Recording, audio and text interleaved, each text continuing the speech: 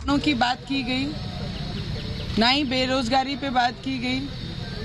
और जो load shedding पूरे महाराष्ट्र में हर गांव में, हर गली में, हर जगह पे लोड शेडिंग बहुत बड़े प्रॉब्लम संकट में पूरा महाराष्ट्र है। ये खुद डिपार्टमेंट बोलता है, खुद मंत्री बोलते हैं, ना उस पे एक शब्द और एक टिप्पणी की गई।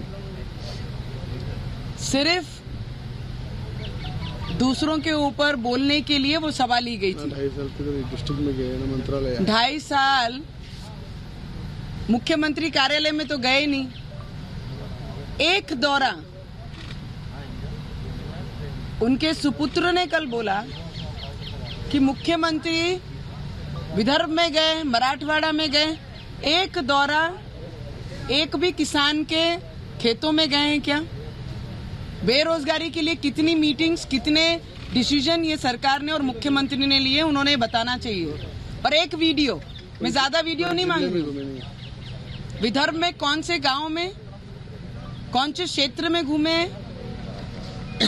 कौन से सब्जेक्ट के लिए घूमे, वो एक वीडियो उन्होंने जाहिर करना चाहिए। किसानों के बारे में तो कोई तकलीफ की एक शब्द बात नहीं की गई। किसानों की परिस्थिति आज क्या है? बेरोजगारी पर एक शब्द बोले नहीं कि इतने रोजगार देने के लिए, हम हाथों को रोजगार देने के लिए ये सरकार बनी है। 2019 के बाद 3 गुना ज्यादा बेरोजगारी है मेरे महाराष्ट्र में बढ़ी है। इसका डाटा उनके डिपार्टमेंट ने और मुख्यमंत्री ने देना चाहिए। कितने युवकों को, कितने बेरोजगार हाथों को उन्होंने रोजगार दिया, ये बताना चाहिए उन्होंने।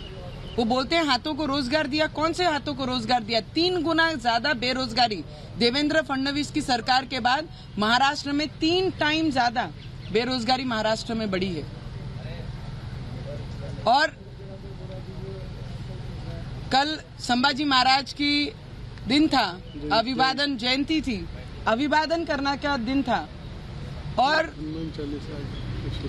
औरंगजेब के कब्र पे जाकर जिन्होंने फूल चढ़ाए, पूरी महाराष्ट्र की एक, उन्होंने इलेक्शन के पहले कहा था कि औरंगाबाद का नाम हम संभाजी नगर रखेंगे, और उस मंच पे बोलते हैं कि संभाजी नगर रखने की क्या जरूरत है? तुम्हारे ही एजेंडे में था और तुम ही आज बोलते हैं उसकी क्या जरूरत थी? फिर तो मुझे ऐसा लगता है कि 370 हटाने के लिए जब आदरणीय बाला साहब ठाकरे ने अपना विचार रखे थे मोदी जी के सामने कि 370 हटनी चाहिए और कश्मीर के जितने भी लोग हैं उन्हें न्याय मिलना चाहिए, वो सपना पूरा मोदी जी ने किया।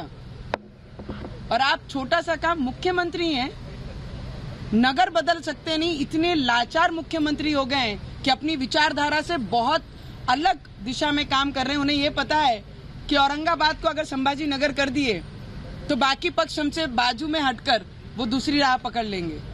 यही डर रह गया सिर्फ तुम्हारे मन में।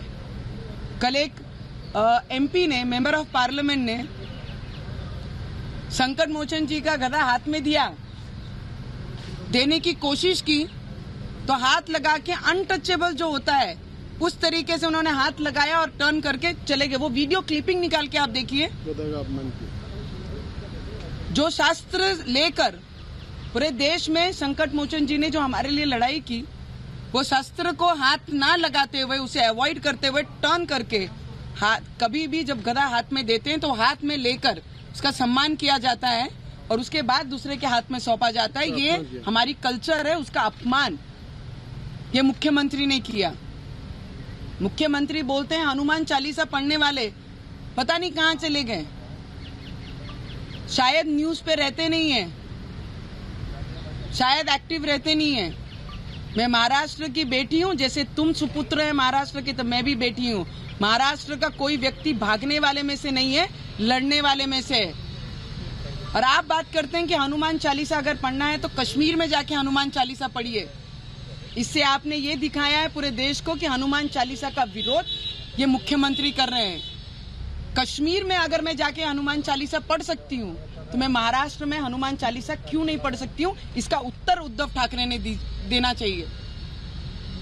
अरे मैंने हनुमान चालीसा नवनीत राणा के विकास के लिए या रवि राणा के विकास के लिए नहीं किया है। संकट मोचन को याद तभी किया जाता है जब संकट हमारे राज्य में और लोक प्रतिनिधि के ये मायने से हमने तभी याद किया कि किसानों की परिस्थिति सुधरे, बेरोजगारों को रोजगार दिया जाए, घर जिनके पास नहीं उनको घर की व्यवस्था होनी चाहिए। लोड शेडिंग का सबसे बड़ा संकट ये पूरे महाराष्ट्र में पहली बार इस बार हमने देखा है। इस सब पे उत्तर देना चाहिए, उसके लिए मैंने हनुमान चालीसा का पाठ करने कहा था। अरे गुंडेशाही, आप तो बोलते हैं कि मैं शब्द बोलना नहीं चाहूंगी, रवि जी आप वो शब्द बोल दीजिए। उन्होंने जो कहा कि हमारे में भी दम है, मैं उस शब्द को अंडरलाइन करके बात बताती हूँ।